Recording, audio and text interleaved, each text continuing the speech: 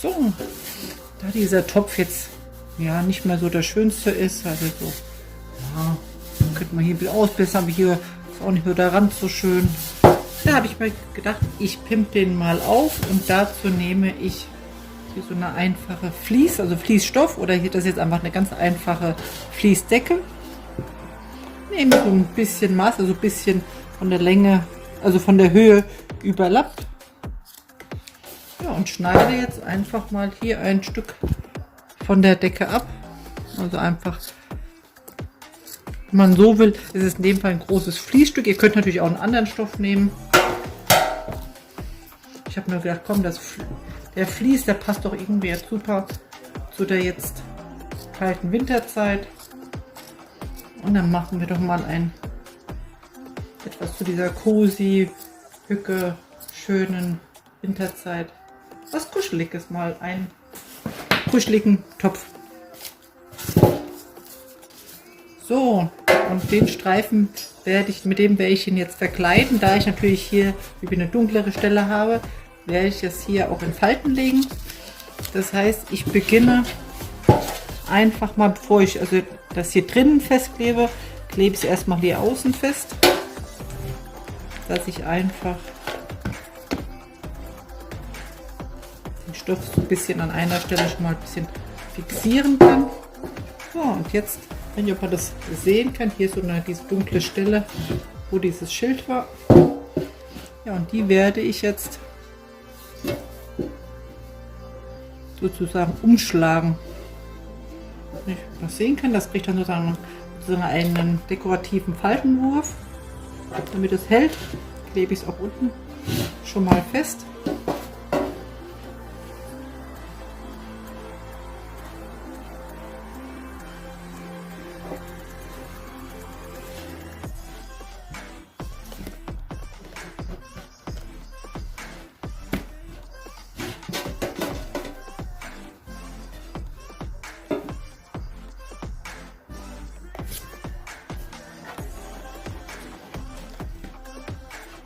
Also wenn ihr nichts Durchscheinendes habt, also man kann natürlich den ganzen Topf so machen mit dem Faltenwurf, dann braucht man nur entsprechend einfach mehr Stoff.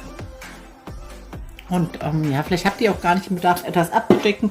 Und ich dachte, bevor ich da jetzt von außen irgendwas noch draufklebe, drauf mache, mache ich hier einfach diesen Faltenwurf hin. Und den straffe ich jetzt hier oben, indem ich hier oben gleich dann auf die Klebepunkte hin mache.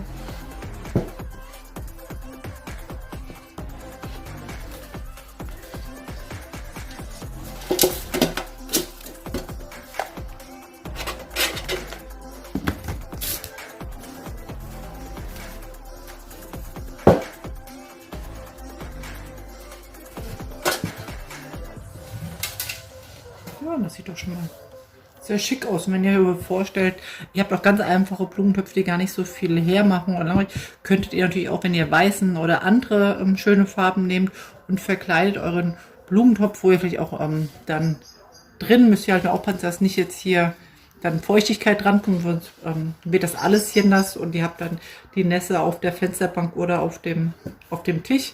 Das heißt, hier müsstet ihr gucken, dass ihr so eine Plastikeinlage habt oder vielleicht dann nochmal ein Glas reinstellt, wo dann der Blumenstrauß drin ist oder die Pflanze oder irgendwie mit Folie abgedeckt.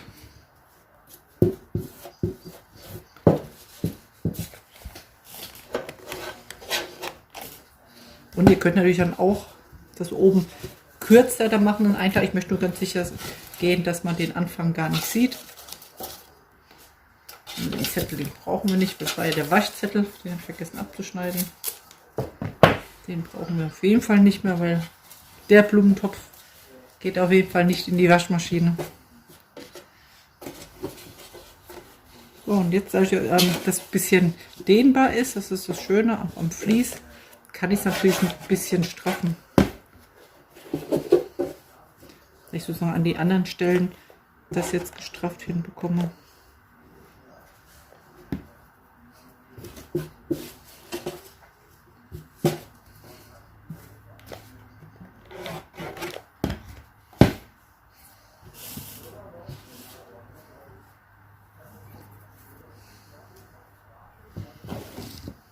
So, das hier, wo es sich so ein bisschen überlappt.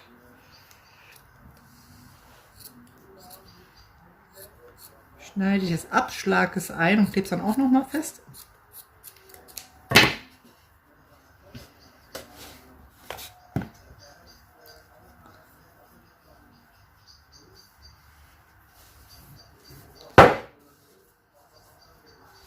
Ups.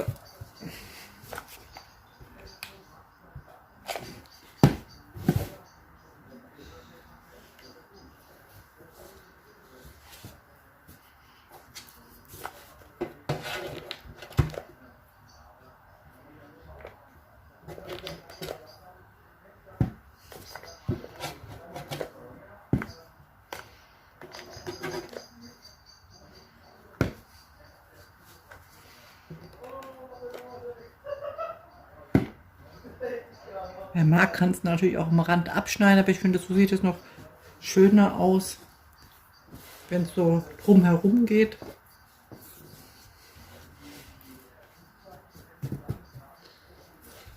So, und jetzt klebe ich das entsprechend von innen an.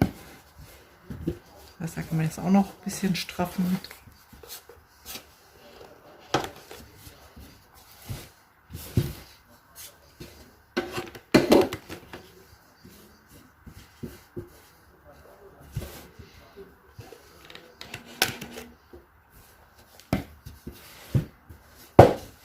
So, das heißt, das ist soweit fertig. Das heißt, das könnt ihr einfach als Idee nehmen, zum Beispiel um einen Blumentopf. Ihr könnt auch mal so eine Tasse vielleicht, wenn ihr sagt, ihr habt eine alte Tasse, die euch ein bisschen angeschlagen, packt die einfach so in einen Filz, macht vielleicht so ein Tütchen rein mit Plätzchen und dann ist es schon eine schöne Dekoration für den Tisch, wenn es jetzt in die Plätzchenzeit geht. So, und ich werde mich jetzt darum kümmern, dass natürlich dieser Topf jetzt auch eine Füllung kriegt. So, und zur Füllung habe ich mich jetzt entschieden, dass da ein Windlicht reinkommt und auch ein paar Blumen. Damit das Windlicht, und zwar habe ich das hier, das war so ein Häuserwindlicht, das war so in beige, was ich gar nicht so schön fand, was ich so gesehen habe, aber sonst von dem Motiv fand ich es eigentlich schön und habe das in beige gekauft und habe es dann zu Hause in dem hellrosa angesprüht und wie ich gerade gesehen habe, passt das perfekt zu dieser Decke. Aber würde ich es natürlich reinstellen, wäre es zu tief, stelle ich es auf eine Pflanze, wird es auch für die Pflanze zu warm, deswegen muss ich da einen Unterbau nehmen. Hierfür habe ich einfach noch so ein paar leere Töpfchen gefunden. Die nehme ich, genau, das eine wird natürlich ausreichen, aber indem ich so ein bisschen auffülle mit dem anderen, wird es ein kleines bisschen stabiler. Und damit es, hier ist noch so ein Joghurtbecher, dass ich eine gerade Fläche habe, noch mal ein bisschen höher kommt, klebe ich den oben drauf. Beziehungsweise ich könnte eigentlich, das wäre noch sinnvoller, auch den, mache ich auch gerade ein bisschen Klebepunkte drauf, auf den Blumenbecher, dann klebt das auf dem Metall richtig fest. Das heißt, hier hätte ich schon mal die richtige Höhe für das Windlicht. Das ist schon mal super. Dann habe ich hier dieses Stacheldraht. Oder ich weiß nicht, was heißt das Stacheldraht? Ich weiß es nicht. Weiß nicht, warum mir diese eine Pflanze das Leben so schwer macht, dass ich mir das nicht merken kann. Und ich habe hier Heide Erika. Das heißt, hier haben wir jetzt rein und dieses grauen-rosa sieht einfach immer toll aus. Dann kommt hier neben gleich dann dieses Windlicht. Ich muss es nur noch ein bisschen gerade stellen und dann noch etwas zum Abdichten. Also hier, damit man nicht hier so die reingucken kann. Das heißt, da brauche ich auch noch was. So, ich habe den jetzt noch ein bisschen gerade gesetzt und habe hier ein bisschen weggeschnitten, damit es hier bloß nicht in das Kerzenlicht reinkommt, weil hier habe ich eine richtige Kerze drin. Und zur Sicherheit kann man natürlich ein LED-Licht reinmachen, Kerze, dann passiert da gar nichts. So, und jetzt gucke ich mal nach Moos, nach trockenem Moos, was ich hier so zum Abdecken nehmen kann. So, und hier habe ich das trockene Moos.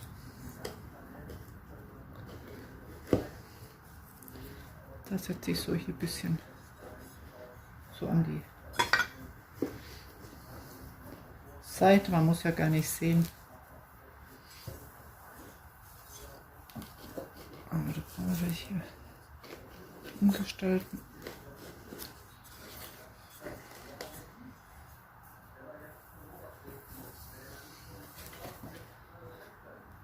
So, dann kann ich das abgeschnittene noch hier vorne ein bisschen reinstecken. Ich lockere dann auch noch so ein bisschen auf.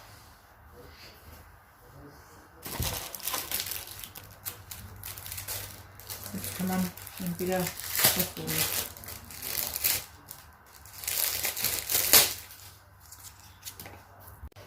So, und zum Auflockern kann man hier noch so zwei Metallbäumchen reinstecken. Das sieht auch süß an. Dann heißt es wieder nur Kerze anzünden. Ja, so ist ein Übertopf, der jetzt nicht mehr so schön war, doch eigentlich ganz hübsch doch eingepackt. Und genau, man kam eben gar nicht auf die Idee, dass das eigentlich erstmal so eine Notlösung war, den zu verschönern. Und jetzt sieht es einfach aus wie eine runde Sache. Dadurch, dass der Stoff dieselbe Farbe hat wie das Windlicht, das Weiße die Verbindung zwischen Rosa und dem Grau bildet. Ja, eine schöne Dekoration für die Fensterbank, Terrasse oder auch für drinnen. Genau, alles ist möglich. Viel Spaß beim Nachbasteln. Tschüss!